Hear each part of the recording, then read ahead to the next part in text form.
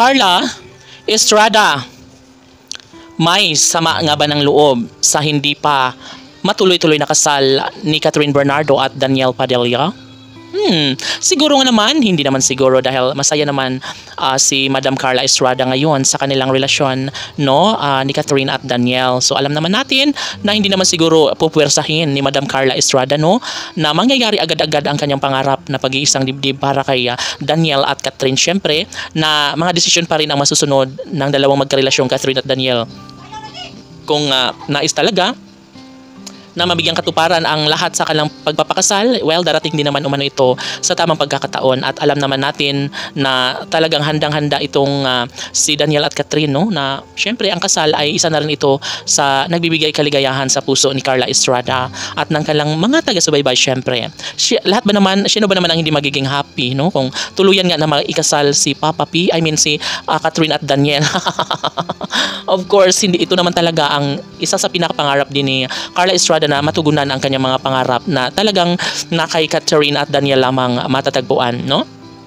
Lahat naman ay posible at ngayon nakikita nga natin si Catherine at Daniel na sobrang sweet, sobrang nararamdaman ng taong bayan ang tunay nilang pagmamahalan sa isa't isa, na alam natin na darating ang tamang pagkakataon na mangyayari din talaga ang isang pagmamahalang hindi aakalain ng lahat na darating sa ilang taon, no? Kahit na sinubok man ang relasyon ni Catherine Bernardo at Daniel Padilla ay mas ginugusto pa rin at nagdesisyon pa rin si Daniel, no, na huwag na lang patulan ng mga bashers dahil alam nila sa isa't isa na sobrang love na love ni Catherine at Daniel ang isa't isa, na ito lang naman talaga ang kanilang pangarap noon pa man, na sana nga ay sila at sila lamang ang magkakatuluyan habang buhay. Syempre mas gugustuhin ng lahat na sana nga ay magtagumpay si Carla Estrada sa kanyang numero unong pangarap dahil deserve rin naman ni Catherine at Daniel na sila lang din naman talaga ang magkakatuluyan, no? Si Carla Estrada ngayon ay makikita naman sa mga mata at mga labi na sadyang happy, no, ang nag-iisang Carla Estrada sa paghihintay kung kailan magkaroon ng magandang desisyon si Catherine Bernardo at Daniel Padilla. Maaaring